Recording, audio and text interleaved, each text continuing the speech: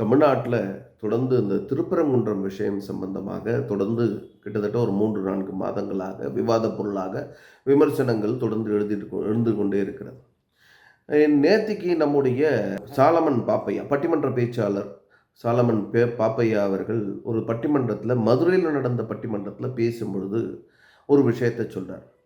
திருப்பரங்குன்றம் மலையில் எங்கே தீபம் ஏற்ற வேண்டும் என்று முருகப்பெருமான் வந்து சொல்லணுமா?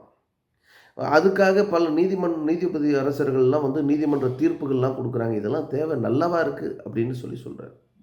ஐயா, பட்டிமன்ற பேச்சாளர் திரு சாலமன் பாப்பையா அவர்களே, உங்களுடைய தமிழை நாங்கள் ரசிக்கின்றோம், உங்கள் தமிழை போற்றுகின்றோம், உங்கள் தமிழுக்காக உங்களை வணங்கினோம், இந்த தமிழுக்காகத்தான் உங்களுடைய நிகழ்ச்சிகளை பார்த்தோம். ஏன்னா தமிழில் பேசினா தமிழ்நாட்டில் இருக்கக்கூடிய ஒவ்வொரு தமிழனுக்கும் ஒரு சொந்த மனசில் இவரும் நம்மவர் அப்படின்னு நினச்சி எல்லாம் பழகிட்டு இருந்தாங்க. அப்படி தான் பழகிட்டு இருக்கோம். நீங்கள் சாலமனாக இருந்தாலும் கூட பாப்பையான்னு கூட சேர்த்துக்கிட்டதுனாலையா, இல்லை சாலமன் பாப்பையாவாக இருந்தாலும் தமிழில் ரொம்ப அழகாக பேசுகிறீங்களேங்கிறதுக்காக உங்களை இந்த தமிழ்நாடு ஏற்றுக்கொண்டது, உங்களை மதித்தது, உங்களை எல்லா விஷயங்கள்லையும் போற்றியது. நீங்கள் நடத்திய பட்டிமன்றங்களை எல்லாம் பார்த்தது, உங்களை பாராட்டியது.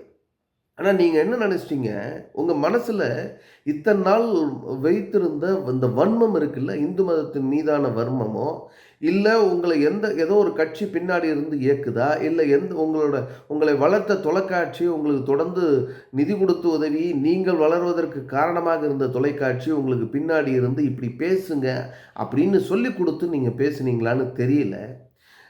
நீங்கள் வந்து தேவையில்லாமல் இந்து மதத்தையும் முருகப்பெருமான் வந்து சொல்லணும் அப்படின்னு சொல்கிறது எந்த விதமான எப்படிப்பட்ட ஒரு மோசமான வார்த்தை நீங்கள் பேசுகிறீங்க?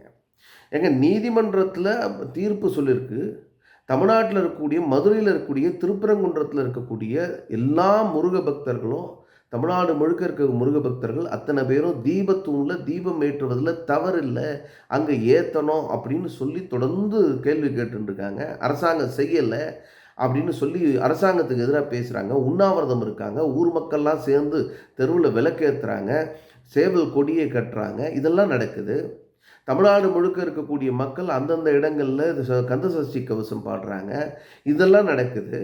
ஆனால் இதை நீதிமன்ற தீர்ப்பை அமல்படுத்த மாட்டேன்னு சொல்லி ஒரு கான்ஸ்டியூஷன் பிரேக் டவுனை உருவாக்கி இருக்கக்கூடிய இந்த அரசாங்கத்துக்கு ஆதரவாக பேசுகிறேன்னு நினச்சிக்கிட்டு இந்துக்களுக்கு எதிராக நீங்கள் பேசியிருக்கீங்கிற உண்மையை உங்களுக்கு புரிய வைக்கணும்னு நாங்கள் பார்க்குறோம். நீங்கள் பாருங்கள், நீங்கள் சாலமனாக இருந்தாலும் பரவாயில்லை, நீங்கள் தமிழில் பேசுகிறதுனால உங்களை வாழ்த்துகின்றோம், போராட்டுகின்றோம், அப்படித்தான் நானும் கூட சொன்னேன். தமிழ்நாட்டு மக்களும் கூட அவங்கள அப்படித்தான் பார்க்குறாங்க. ஆனால் உங்களால் உங்கள் மனசில் இருந்த இந்த இந்து மதத்தை எதிர்ப்பு, இந்து மதத்துக்கு எதிரான ஒரு வன்மம் இருக்குது பார்த்தீங்களா, அது இப்போ வெளியே வந்திருக்குன்னு தான் பார்க்குறோம். உங்களை யாராவது கேட்டோமா, உங்களை நீங்கள் இந்த இடத்துல விலைக்கேற்றணுமா வேண்டாமா? உங்கள் மதம் என்ன, உங்கள் வேலையை பாருங்கள் சார். எதுக்கு மிஸ்டர் சாலமன் பாப்பையா தேவையில்லாமல் இந்து மதத்தினுடைய விஷயங்களில் தலையிடுறீங்க? உங்கள் மதத்துக்குள்ளே நாங்கள் வந்து கன்னிமேரி பற்றி விவாதம் பண்ணலாமா, கன்னிமேரி எப்படி குழந்தை பெற்றாங்கங்கிறத பற்றி பேசலாமா, இப்படிலாம் நம்ம எதாவது கேட்டோமா? நீங்கள் எதுவும் பேசுகிறீங்க, அது நாங்கள் இது உங்கள் மதத்து வழிபாடு, இதெல்லாம் நம்பிக்கை, நீங்கள் பாட்டு போயிட்டு இருங்க, நாங்கள் பாட்டு எங்கள் வேலையை பார்த்துட்ருக்கோம். இதுக்கு நீங்கள் தேவையில்லாமல் கருத்து கண்ணாயிரம் மாதிரி வந்து கருத்து சொல்ல உங்களை யார் கேட்டது, உங்களை யார் கூப்பிட்டது? அதனால் மிஸ்டர் சாலமன் பாப்பையா, நீங்கள் கொஞ்சம் வயதில் பெரியவர், மூத்தவர், அந்த உங்களுக்கே உரிய அழகான அந்த தமிழ், அதற்காக நீங்கள் மதிக்கப்படுகிறீர்கள். ஆகையினால் அந்த மரியாதையோடு உங்களை நாங்கள் பார்க்கிறோம். அதே மரியாதையை நீங்கள் தொடர்ந்து தக்க வைத்து கொள்ள வேண்டும் என்பது தான் எங்களோட ஆசை. ஆகையினால் இந்த பேச்சு, இந்த தேவையில்லாமல் இந்து மதத்தை பற்றி சீண்டி பார்க்குறது, இதெல்லாம் நிறுத்திங்க. நீங்கள் வேண்டுமானும் நீங்கள் இல்லை இப்போ வாங்க நாம் வந்து இது விவாதம் பண்ணி பார்த்துருவோம் அப்படின்னு சொன்னால் வாங்க, விவாதத்துக்கு தயாராக இருப்போம்.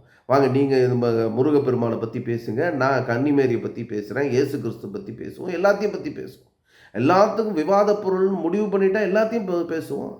நீங்கள் என்ன இந்து மதத்தை, நீங்கள் கிறிஸ்துவராக பிறந்து இந்து மதத்தை விமர்சிக்கிறதுக்கு உங்களுக்கு யார் உரிமை கொடுத்தது? முருகப்பெருமான் தான் வரணும்னு கிண்டல் கேலி நையாண்டி பண்ணுறதுக்கு உங்களுக்கு யாருங்க உரிமை கொடுத்தது? தயவு செய்து இந்த மாதிரி வார்த்தைகளை நிறுத்தி கொள்ளுங்கள்.